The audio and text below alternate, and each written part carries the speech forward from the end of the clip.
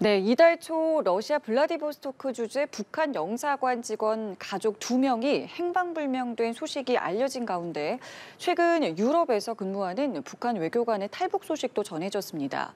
코로나19로 삼엄했던 국경 봉쇄가 풀리면서 이 탈북 러쉬가 일어날 수 있다는 전망도 제기되고 있는 상황입니다. 네, 한편 첫 정찰 위성 발사 실패 직후 곧바로 2차 발사를 예고한 북한. 일주일째 잠잠한 상황인데요. 기습 발사 가능성도 제기되고 있습니다. 오늘 관련 내용들 오경섭 통일연구원 성인연구위원과 함께 이야기 나눠보겠습니다. 어서 오십시오. 안녕하세요. 예. 최근에 러시아 블라디보스토크 주재 외교관 가족들, 북한 외교관 가족들이 실종됐다라는 소식이 전해졌습니다. 이게 뭐 연금 중에 탈출했다라는 이야기도 좀 전해지고 있는데 어떻게 된 겁니까 지금? 예, 그 블라디보스토크 그 고려관에 예. 그 지배인 대리를 하고 있던 김순남 씨하고 이제 아들 박권주 군이 이제 탈북 이 총영사관에서 네. 일단 이탈을 했습니다. 예. 네. 그래서 지금 정확하게는 실종된 상태고 소재 파악이 되지 않는 상태인데 네. 지금 여러 가지 이제 보도를 종합해 보면 예. 남편 박모 씨가 네. 원래 지배인으로 총영사관 소속 뉴욕 대표부의 고려관 지배인으로 블라디보스토크에서 이제 그 식당 일을 하고 있었습니다. 예. 고려관이 식당인 거죠? 예, 그렇습니다. 예, 예. 그러던 중에 이제 총알을 하기 위해서 북한에 들어갔는데 네. 그때 이제 코로나19가 발생하면서 네. 나올 수 없게 된 겁니다. 국경이 봉쇄된 예, 거죠. 이제 단절이 됐고 네. 그리고 나서 이제 그 부인이 네. 이 지배인 대리를 맡아서 식당을 운영하고 있었는데 작년 말쯤에 부지배인을 맡았던 사람이 네. 망명을 시도했다고 합니다. 그러다가 이제 북한 당국에 체포가 됐고 네. 블라디보스토크 현지에 이제 억류돼 있었던 상태였기 때문에 네.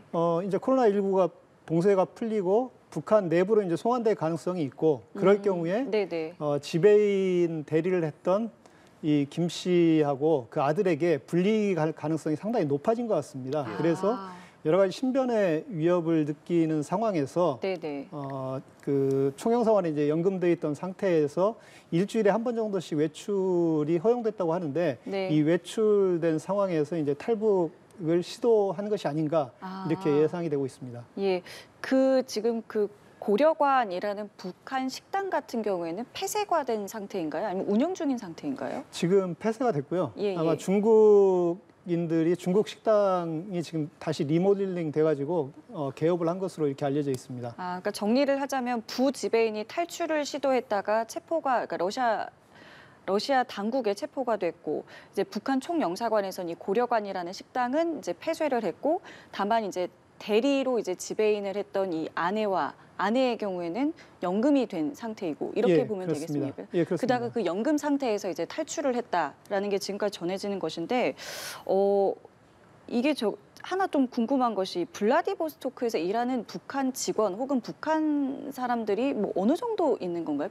꽤 많은 사람들이 있는 건가요? 네, 지금 러시아에 되게 이제 북한 노동자들이 건설 예. 노동자들이 많이 나가 있습니다. 그리고 이제 북한 식당 같은 경우는 예. 지금 한 12개 국가에 130개 정도 식당에 나가 있고요. 그래서 올해 전에 그 중국에서 네. 13명이 종업원이 집단 탈북한 예, 사건이 한적 있지 있었죠. 않았습니까? 그러니까 예. 아마 이 고려관에도 20에서 30명 정도의 북한 종업원들이 일을 하고 있었을 것으로 예상이 됩니다. 그리고 이제 러시아 전체에는 약 3만 명 정도의 북한 노동자들이 주로 이제 건설 노동자들이 많은데 파견돼서 일을 하고 있는 것으로 알려져 있었고요.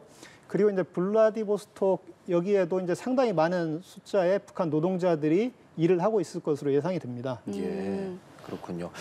지금 수개월간 연금이 되어 있었다가 이렇게 탈출했다라고 전해지는데 연금이 되어 있는 구금된 그런 사유에 대해서는 전해지는 게 있습니까? 네, 그러니까 구금 사유는 작년 말에 예, 이 고려관의 부지배인이 망명을 시도했습니다. 한국으로 이제 망명을 시도하다가 체포가 돼서 북한 영사관에 총영사관에 이제 북한으로 지금 코로나19 때문에 예. 그러니까 북러 국경이 지금 막혀 있지 않습니까? 그래서 송환을 못하고 아마 연금돼 있던 체포돼 있던 구금돼 있는 상태였던 것 같습니다. 그리고 그 당시 이제 이 지배인 대리를 맡고 있었던 게 그 원래 지배인이었던 북한으로 가 있는 박모 씨의 남편. 아내, 예. 남편의 아내인 김모 씨라고 저희가 김금순 씨, 얘기하겠습니다. 예. 김모 씨가 이제 지배인 대리를 하고 있었고 지배인 대리였기 때문에 이 망명 사건에 책임이 있었던 겁니다. 그래서 이제 북한 당국이 아마 총영사관 측에서 이 고려관을 폐쇄를 하고 더 추가적인 탈북이 일어날 수 있고 또 코로나19 사태로 영업도 잘 안 됐던 것 같습니다. 예. 그래서 여기를 잠정적으로 폐쇄하고 그 직원들을 다 총영사관에 연금을 시켰다고 합니다. 그래서 이제 철저하게 감시하면서 탈북을 못하게 네. 감시를 하고 있었던 거죠. 그래서 아마 이제 그 지배인 대리였기 때문에 예. 이 문제의 책임이 그 김모 씨에게 이제 갈 수 있다. 있기 때문에 뭐 그런 어떤 이 책임을 져야 하는 그런 상황이었던 것 같습니다. 예, 이게 저희가 조금 전에 뭐 화면으로도 나왔는데 이 모자가 어쨌든 이제 연금 상태에서 외출을 하다가 이제 실종이 된 상황이 지금까지 벌어진 일인 것인데 여기에 대해서 러시아 당국이 이제 전단을 뿌리면서 이제 이들을 찾고 있는 상황인 거잖아요. 근데 좀 제가 생각할 때는 좀 신기하다고 본 게 러시아에서 이렇게 공개적으로 실종된 가족을 찾는다. 이거는 좀 어떻게 봐야겠습니까? 지금 북한하고 러시아하고 예. 상당히 협력이 잘 이루어지고 있는 상황인데요. 특히 이제 해외 노동자 파견 같은 경우는 북한 당국에서 공식적으로 러시아 당국하고 협력하에서 파견을 하는 겁니다. 그러니까 아마 예. 그 파견을 할 때 네. 여러 가지 전제 조건들이 있을 겁니다. 그 신변 안전도 상당히 중요하고요. 네. 특히 이제 북한이 가장 우려하는 건 이 노동자들이 파견된 노동자들이 탈북하거나 예. 그 실종되는 이 사태에 대해서 상당히 우려를 할 겁니다. 특히 많은 해외에 파견된 노동자들이나 식당 종업원들이 한국으로 망명한 경우가 많기 때문에 탈북을 예. 시도한 경우가 많기 때문에 북한 당국에서 이 인력을 파견할 때 러시아 당국에게도 철저한 그 공안 당국과 협조 요청을 하고 예. 그 상황에서 아마 이제 파견을 했을 것으로 예상이 됩니다. 그렇기 때문에 북한 총영사관에서 이 그 지배인 대리를 했던 김모 씨하고 그 아들이 예. 실종된 후에 네. 예. 곧바로 러시아 당국 공안 당국에 연락을 해서 그 실종된 그 두 모자를 찾기 위한 사실상 체포하는 거죠. 체포하기 위한 그 활동에 돌입한 게 아닌가 이렇게 생각이 됩니다. 그러면 지금 결과적으로 이들이 사라진 이유가 어떤 처벌을 피한 탈출이라고 볼 가능성이 지금으로선 가장 높은 겁니까? 그렇죠. 그러니까 남편이 지금 평양에 있는 상황인데 그런 상황에서 그 모자만 탈북을 감행했다는 건 아마 자신들에게 작년 말에 발생했던 그 부지배인 망명 사건의 그 이 피해가 상당히 그 책임이 올 수 있다는 그런 판단이 있었던 것 같고 그런 판단 하에서 아마 탈출을 시도한 게 아닌가 이렇게 생각이 듭니다. 예, 자 이게 이제 블라디보스토크에서 일어난 일이고 그리고 몇 주 전에 유럽에서도 북한 외교관이 탈북했다는 소식이 전해지고 있습니다. 현재 국내로 무사히 들어왔다고 하는데 이들이 탈북한 뭐 배경이나 이유가 전해지는 게 있나요? 지금 뭐 정확하게 알려져 있는 내용들은 없습니다. 그런데 이제 그 동안에 많은 외교관들이 뭐 이탈리아의 조성길 대사 대리도 입국한 바가 있고요. 태영호 공사도 지금 이제 국회의원이죠. 네. 탈북을 해서 입국했고 쿠웨이트에 있었던 유현우 외교관도 이제 입국을 했습니다. 그런 외교관들이 대체로 탈북을 하는 이유는 여러 가지 이제 뭐 배경이 있을 텐데 네. 가장 중요한 건 북한 체제의 실상에 대해서 특히 이제 외국에 나와 있다 보면 굉장히 자유롭고 민주주의, 인권 이런 게 굉장히 잘 보장돼 있다는 걸 체험하기 때문에 북한 체제의 어떤 실증이나 염증을 느끼는 경우가 많이 있는 것 같습니다. 그렇기 때문에 그 외교관으로서 여러 가지 이제 북한 당국의 책임 소재를 묻거나 압박이 있다거나 또는 외화를 벌어서 북한으로 송금해야 된다든가 여러 가지 이제 그런 압박이 있을 수 있고 네. 또 외교관들에게 북한의 경제 상황이 좋지 않기 때문에 네. 충분한 생활비를 보장해 주지 않습니다. 네. 그러면 자기 자식들의 미래도 있고 가족들의 생계 문제도 있고 상당히 미래가 안 보이는 암울한 그런 상황에서 생활하는 경우도 많고요. 예. 특히 이제 북한으로 들어가야 될 경우에는 특히 이제 자녀들이 이제 그 해외에 나와 있는 경우는 더 그 자녀들의 미래에 대해서 북한에 들어가면 적응하기 어렵기 때문에 그런 걸 생각할 수밖에 없다고 봅니다. 특히 이제 태용호 공사도 예. 자녀들의 어떤 미래 때문에 이제 탈북했다 이렇게 얘기를 했는데, 그러니까 사실 그런 여러 가지 문제들이 북한 외교관들이 이 탈북을 결심하게 되는 그런 배경으로 작용하고 있는 게 아닌가 이렇게 생각이 듭니다. 그 말씀을 듣다 보니까 그러면 그런 북한 외교관 출신 사람들이 지금 한국에 와서 우리 알려진 사람들보다 훨씬 더 많은 숫자가 한국에서 정착해 살고 있을 수도 있다는 생각도 들거든요. 예, 그렇습니다. 그 북한 고위층 외교관들은 뭐 잘 알려져 있는 외교관들이 많이 있죠. 그런 네. 분들은 우리가 이제 국민들도 충분히 어떤 분들인지 이제 잘 알고 있고요. 특히 고위층 외교관들은 뭐 회고록이나 또는 수기 이런 걸 내기 때문에 태용호 공사도 수기를 이미 냈고 그 부인도 이제 그 수기를 냈었죠. 그런데 이제 그 하급 외교관들이라든가 네. 또는 자기 가족, 북한에 있는 가족들의 어떤 안전을 위해서 자기 신분을 숨겨야 되는 경우도 있을 수 있습니다. 그런 사람들의 경우에는 자기 신분을 노출하지 않고 활동하는 경우도 있다고 봅니다. 특히 이제 태용호 의원이 최근에 그 언론에서 인터뷰한 걸 보면 네. 자기 후배들 중에 북한에 있어야 될 외교관들인데 또는 외국에 있어야 할 외교관인데 네. 서울에서 마주친 경우가 있다 이렇게 얘기를 그렇죠. 했습니다. 예. 그렇기 때문에 공개되지 않고 한국에 들어와 있는 하급 외교관들도 상당히 있을 것으로 생각이 됩니다. 하급 외교관이든 상급 외교관이든 어쨌든 이제 외교관인 거고 상당히 이제 북한 내부에서는 엘리트인 인물들인데 이들이 계속 이제 이렇게 뭔가 탈북을 한다는 것을 저희가 뭐 좀 과장을 조금 더 보태서 내부가 조금 뭐 위험하다 혹은 뭐 내부가 좀 흔들리고 있다 이렇게까지 봐도 되는 거겠습니까? 아니면 그냥 개인적인 그냥 일탈이라고 봐야 되겠습니까? 지금 탈북자가 계속 늘어난다는 건 특히 이제 외교관이나 또는 북한 고위층에서 예, 탈북자들이 발생한다는 얘기는 북한 체제가 뭐 살기 좋고 또 나름대로 뭐 충분히 거기 이 외교관들은 자신들의 미래가 보장된 사람들인데 그렇죠. 예, 그렇다면 굳이 탈북할 이유가 없겠죠. 그런데 이제 이 외교관들의 탈북이 늘어난다는 얘기는 아마 북한 체제 내부에 여러 가지 문제들이 있고 이 외교관들에 대한 어떤 여러 가지 압박, 그러니까 외화 상납이라든가 예. 또는 여러 가지 실적을 내야 된다든가 또 외교적으로 여러 가지 활동을 해야 되는데 북한이 국제사회에서 지금 제재를 받고 있는 상황이기 때문에 네. 상당한 그 활동의 어려움도 있는 것으로 판단이 됩니다. 그렇기 때문에 외교관 탈북이 늘어난다는 것 또는 북한 주민들의 탈북이 계속 늘어난다는 것은 하나는 북한 체제의 감시가 약화된다는 의미이기도 하고 또 다른 한편으로는 북한 체제 내부에 대한 어떤 그 반발 이런 식의 생각이 외교관은 물론이고 북한 주민들 사이에 확산되고 있다는 것이기 때문에 북한 체제의 불안정의 하나의 징표다 이렇게 볼 수는 있을 것 같습니다. 북한 차원에서 그런 사람들을 막기 위해서라든지 혹은 그런 사람들을 붙잡기 위해서 하고 있는 정책이나 그런 것들이 있습니까?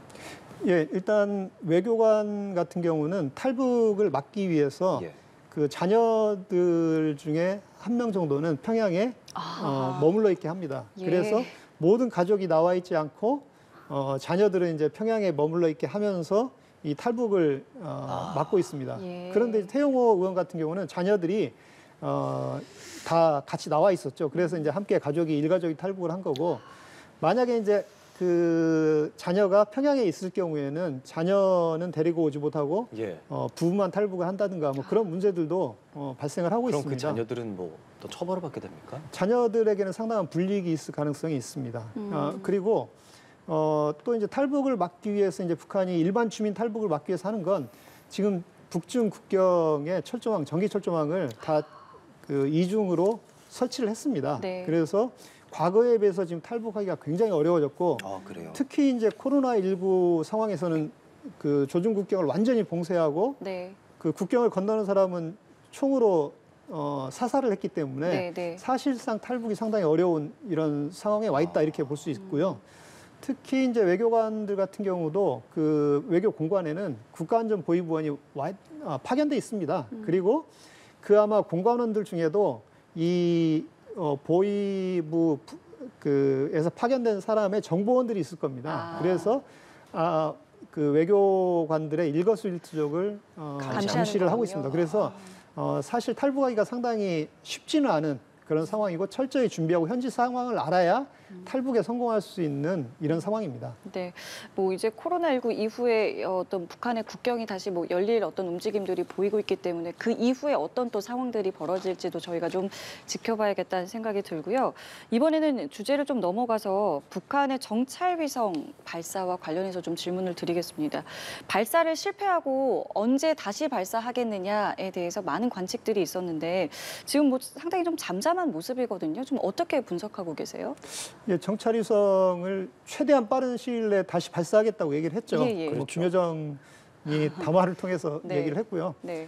북한은 아마도 지금 이 정찰 위성 발사를 김정은의 가장 중요한 업적으로 부각시키고 있습니다. 그래서 이번에 그 천리마이로 발사할 때도 네. 수차례 현지 지도를 했고 발사 준비를 4월 말까지 마치라고 했고 네. 또 발사하는 장면도 이제 현지 지도하면서 직접 보고 이제 발사를 진행했습니다. 그래서 지금 최대한 빨리 하겠다고 지금 한 상태이기 때문에 네. 아마 북한 내에서는 기술적으로 준비만 되면 최대한 빠른 시일 내에 아마 발사할 것으로 예상이 되는데 네. 이 기술적 준비가 과연 얼마나 빨리 이루어질 거냐 하는 문제는 그건 예측하기가 상당히 어려운 문제가 아닌가 이렇게 생각이 됩니다. 네. 그러면 IMO에 이렇게 처음 그 보고했었던 11일 이제 진짜 며칠 남지 않았잖아요. 이제 사실상 내일 자정까지니까 그 가능성은 지금으로선 거의 없다고 봐도 되겠습니까? 어떻습니까? 지금 상황은 11일까지 발사할 가능성은 상당히 낮은 게 아닌가 이렇게 생각이 됩니다. 왜냐하면 지금 천리마이로 위성 발사를 할 때 실패 원인을 북한 당국이 얘기한 게 엔진 문제로 얘기했습니다. 네. 그러니까 엔진 자체가 믿음성과 예, 안정성이 떨어진다 이렇게 얘기를 했고 그다음에 연료에 문제가 있는 것 같다 이렇게 얘기를 했습니다. 네. 그 얘기는 엔진 자체에 지금 문제가 생겼다는 건데 그럼 이 엔진 문제를 점검하고 그 문제를 보완하기 위해서는 수차례 엔진 시험이 필요합니다. 특히 이제 지금 2단 엔진이 점화가 안 됐기 때문에 네. 2단 엔진 같은 경우는 그 대기권 밖에서 지금 점화를 해야 되는데 네. 그러면 그 지상에서 그런 조건을 만들고 실험을 해서 그 신형 엔진에 문제가 없다는 게 충분히 그쵸. 확인이 된 후에 이제 발사를 해야 됩니다. 그렇기 네. 때문에 일반 선진국 같은 경우도 상당히 이런 엔진이나 뭐 이런 중요한 결함이 발생을 하면 상당히 오랜 기간이 소요가 됩니다. 네. 그런데 만약에 북한 천리마이로 위성이 뭐 간단한 고장으로 인해서 추락한 거다.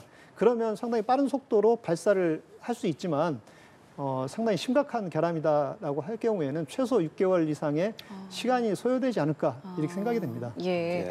그리고 북한이 이제 6월 초에 노동당 전원회의를 이제 개최하겠다라고 예고를 했는데 뭐 지금 시점에서 뭐 이미 했을 가능성도 있겠고요. 근데 이게 상반기에 벌써 그렇게 되면은 두 번째 회의를 하게 되는 거란 말이에요. 이게 상당히 이례적이라고 하던데 그럼에도 이게 두 번을 개최한다는 건 어떤 의미가 있는 걸까요? 지금 북한이 그 내부적으로 상당히 큰 문제들이 있습니다. 지금 국제사회의 제재를 받고 있고요. 네. 그다음에 조중국경을 코로나19로 완전히 봉쇄하면서 경제 상황이 굉장히 어려운 상황입니다. 특히 경제 상황에서 더 심각한 문제가 식량 문제입니다. 식량 부족으로 인해서 북한 내에서 1990년대 중반에 그 고난행군 때 아사자들이 발생했는데 네. 지금도 일부 지역에서는 부분적으로 아사자들이 발생하는 것으로 이렇게 그 보도가 나오고 있습니다. 네. 그리고 김정은도 계속 지금 올 연초부터 알곡 생산 목표를 달성하라고 계속적으로 지금 그 당을 독려를 하고 있는 상황인데요. 네. 지금 이번에 6월에 초순에 지금 그 전원회의를 한다고 했는데 아마 개최를 할 겁니다. 그럼 개최를 하면 아마 이 경제 문제, 특히 식량 문제 관련해서 상당히 그 이 당을 독려하는 그런 조치들을 내놓을 가능성이 있고요. 그다음에 이제 최근에 위성 발사에 실패했기 때문에 네. 위성 발사와 관련해서 여러 가지 조치들을 내놓을 수 있고 또 핵 미사일 개발을 북한이 지금 계속 진행하고 있기 때문에 네. 군사적인 문제에 대한 여러 가지 조치들도 협의를 할 가능성이 있습니다. 그렇기 때문에 네. 아마 이번 전원회의에서는 뭐 경제 문제와 이런 핵 미사일 관련 문제, 위성 관련 문제들을 포괄적으로 좀 다룰 가능성이 있는 것으로 생각이 됩니다. 그 전원회의에 앞서서 뭐 노동신문에 보니까 올해 관계 건설 목표를 기본적으로 달성했다. 이런 식으로 이런 성과들을 좀 강조했던데 이건 어떤 의미라고 봐야겠습니까? 예, 북한이 지금 그 식량 문제가 김일성 시대부터 이 식량 문제는 계속 발생하고 있습니다. 그래서 식량 문제를 언급 안 한 사람이 없습니다. 김일성도 수차례 식량 문제 언급했고, 김정일도 수차례 언급했고, 지금 김정은도 수차례 식량 문제를 언급하고 있습니다. 그런데 이제 이 식량 생산이 잘 안 됐던 이유를 북한이 나름대로 지금 가장 많이 얘기하는 게 자연재해 얘기하고 있습니다. 예, 특히 홍수가 나면 6월, 7월, 그다음에 추수철, 홍수가 나면 이 물이 범람해서 제대로 평야가 공사하지 못하죠. 그렇죠. 논이나 이런 데가 다 잠기지 않습니까? 그래서 이제 수확이 제대로 안 되는데 그게 다 관계 시설 문제로 지금 보고 있고 특히 봄에 가뭄이 들었을 때 또 이제 수확량이 확 떨어지는데 가뭄이 들었을 때 이 관계 시설이 잘 안 돼 있으면 농사를 짓기 어렵습니다. 근데 북한은 이 관계 시설이 상당히 열악하기 때문에 이 가뭄이나 홍수 피해가 상당히 크고 이게 이제 식량 생산을 만성적으로 떨어뜨리는 그 원인이 되고 있습니다. 그래서 네. 북한이 김정일 때도 이 관계 공사를 수차례 진행을 했습니다. 그리고 김정은 때도 꾸준히 이걸 진행을 하고 있는데 뭐 다시 이제 관계 공사를 거의 다 뭐 마치고 있다 이렇게 얘기하지만 사실상 여전히 이제 관계 시설의 문제는 있을 것으로 판단이 됩니다. 그렇기 때문에 북한은 이 농업 문제, 식량 문제를 해결하기 위해서 관계 문제에 좀 총력을 기울이고 있다 이렇게 볼 수 있습니다. 그럼 이런 보도자료를 내는 건 뭐 무기 개발이나 이런 상황 때문이 아니라 식량 문제가 지금 기후 때문이다라고 하면서 어느 정도 시선을 좀 돌리려고 하는 의도다라고도 생각할 수 있겠습니까? 예, 그렇습니다. 그렇게도 볼 수 있고요.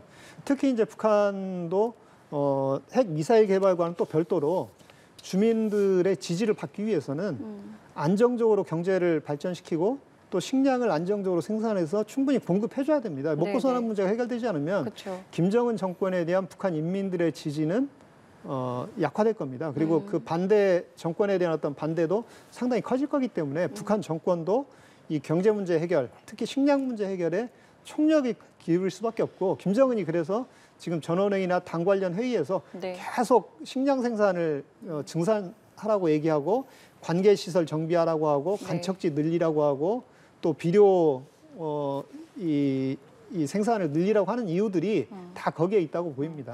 근데 지금 북한을 보면은 내부 사정은 말씀하신 것처럼 경제 상황이 매우 안 좋은데 실제로 미사일과 뭐 핵 개발에 굉장히 좀 집중을 하고 있잖아요. 이게 동시에 같이 갈 수 있는 것인지 그리고 북한 내부에서도 뭐 불과 뭐 몇 년 전만 해도 미사일 개발, 뭐 핵 성공에 대해서 굉장히 좀 환호했다고 하는데 여전히 그러한 상황인지에 대해서 좀 궁금합니다. 왜냐하면 저희가 앞서 이제 탈북에 대한 이야기를 했기 때문에요. 좀 맞물려서 이야기가 될 수 있는 건지 궁금합니다. 예, 북한은 전통적으로 김일성 시대부터 국방 건설하고 경제 건설을 병행시키겠다고 얘기를 했습니다. 예, 예. 그런데 사실상 이 얘기를 뜯어보면 국방 건설에 집중하고 경제 건설을 병행시키겠다 이렇게 지금 얘기를 하고 있는 겁니다. 예, 지금도 핵무력 건설과 경제 건설을 병행하겠다고 김정은이 얘기하고 있습니다.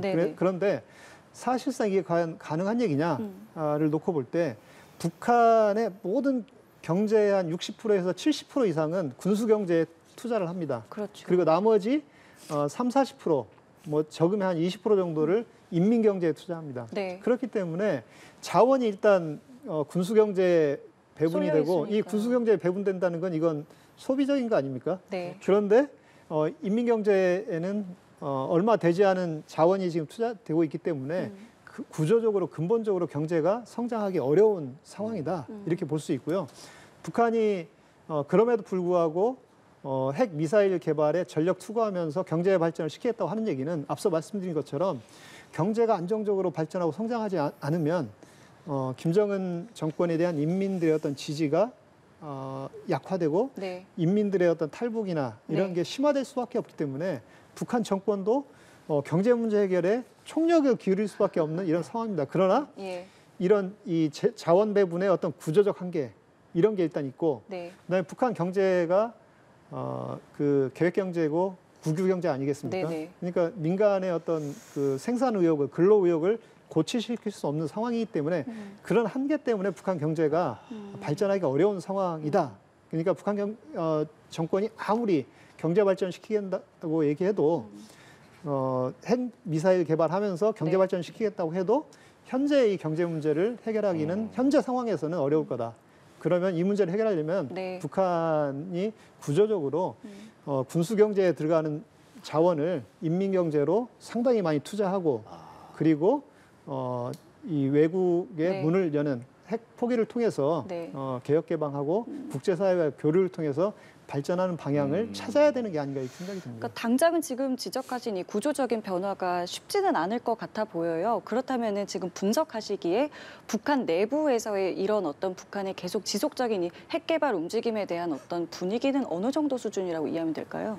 일단 그 핵 미사일 개발에 대해서 북한의 그 군부 쪽에서는 확실하게 지지하고 있는 것으로 보입니다. 아, 군부 쪽에서는요? 예.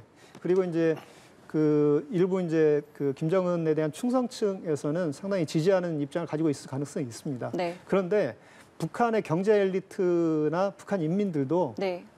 이 북한 경제가 어떻게 해야 성장하고 발전할 수 있다는 걸 잘 알고 있습니다. 그리고 예. 이 국제사회의 제재로 인해서 이 북한 경제가 어려워지고 있다는 것도 알기 때문에 네. 아마 상당히 많은 대다수의 관료들 또 대다수의 북한 인민들은 북한이 이 핵 미사일 개발을 통해서 국제사회의 제재를 받을 게 아니고 이 제재를 벗어나서 중국과 교류하고 국제사회와 교류하면서 발전해야 먹고 사는 문제를 해결할 수 있다는 생각을 아마 하고 있을 것으로 생각이 됩니다. 북한이 그렇게 공고한 입장을 갖고 가고 있다고 하더라도 우리 국방부에서 오늘 아침에도 북한 도발 억제 협력하겠다 이런 입장 냈고 이번에 유엔 안보리 비상임이사국 우리가 들어가게 되면서 일본도 비상임이사국이 있고 미국과 함께 한미일 더 강하게 공조를 할 거란 말이죠. 우리는 어떻게 북한의 그 강경한 태도에서 어떻게 좀 해나가야 될까? 어떻게 좀 생각하고 계십니까? 지금 우리는 제가 생각하기엔 우리 정부는 네. 가장 중요한 게 한국 국민의 생명과 재산, 안전을 보호하는 게 가장 중요한 국가의 책무입니다. 네. 지금 그 북한 핵 미사일 개발이 상당히 빠른 속도로 진행되고 있고 거의 이제 실전 배치 상황으로 지금 가고 있습니다. 네. 그렇기 때문에 우리 정부에서 해야 될 일은 북한의 핵 위협으로부터 우리 국민의 생명과 재산을 보호하기 위한 조치를 취해야 된다. 그러면 군사적으로 북한 핵을 억제하기 위한 방안을 마련해야 된다. 이렇게 생각이 됩니다. 그래서 한미 동맹을 강화하고 네. 한미일 간 협력을 강화해서 북한의 무력 도발이나 군사적 도발을 억제할 수 있는 군사적 힘을 우리가 이제 갖춰야 되고 특히 이제 북한이 실제로 핵 미사일 공격을 감행했을 때 그걸 조기에 격추할 수 있는 그런 군사력을 갖춰야 된다 이렇게 생각이 됩니다. 그래서 그게 이제 한국형 삼축 체계로 많이 얘기가 되고 있는데 그런 한국형 삼축 체계를 잘 구축해서 사전에 발사할 징후가 포착될 때는 그걸 무력화시키고 발사했을 때는 그걸 격추시키고 네. 그리고 그 후에 북한 지도부에 대해서 우리가 대량 압도적인 공격을 통해서 이 지도부에 타격을 가하는 이런 식의 만반의 준비를 해야 북한 지도부가 이 한국에 대한 군사 도발을 쉽게 결정하지 못할 것으로 생각이 됩니다. 예, 알겠습니다. 저희 지금까지 오경섭 통일연구원 선임연구위원과 함께 이야기 나눠봤습니다. 오늘 말씀 여기서 마무리 짓겠습니다. 고맙습니다. 네, 잘 고맙습니다. 들었습니다.